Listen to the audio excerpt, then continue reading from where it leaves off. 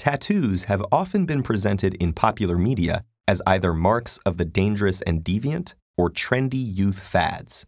But while tattoo styles come and go, and their meaning has differed greatly across cultures, the practice is as old as civilization itself. Decorative skin markings have been discovered in human remains all over the world, with the oldest found on a Peruvian mummy dating back to 6000 BCE. But have you ever wondered how tattooing really works? You may know that we shed our skin, losing about 30 to 40,000 skin cells per hour. That's about 1 million per day. So how come the tattoo doesn't gradually flake off along with them? The simple answer is that tattooing involves getting pigment deeper into the skin than the outermost layer that gets shed. Throughout history, different cultures have used various methods to accomplish this. But the first modern tattooing machine was modeled after Thomas Edison's engraving machine and ran on electricity. Tattooing machines used today insert tiny needles loaded with dye into the skin at a frequency of 50 to 3,000 times per minute. The needles punch through the epidermis, allowing ink to seep deep into the dermis, which is composed of collagen fibers, nerves, glands, blood vessels, and more.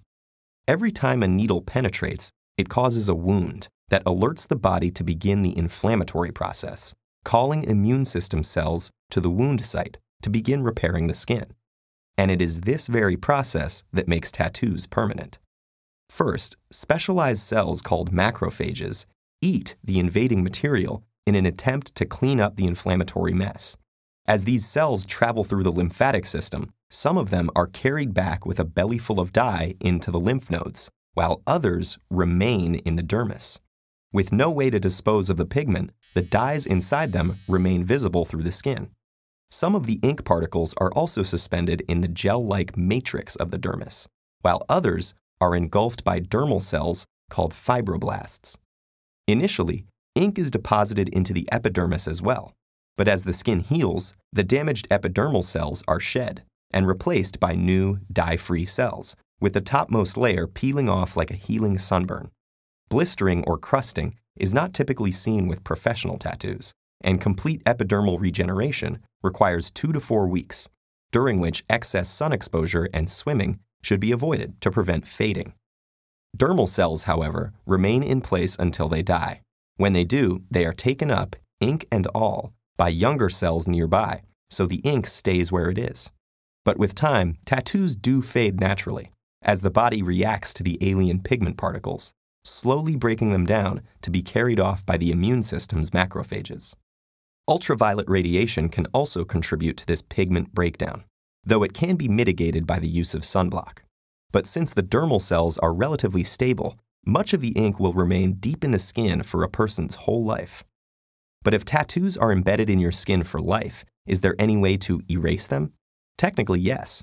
Today, a laser is used to penetrate the epidermis and blast apart underlying pigment colors of various wavelengths, black being the easiest to target.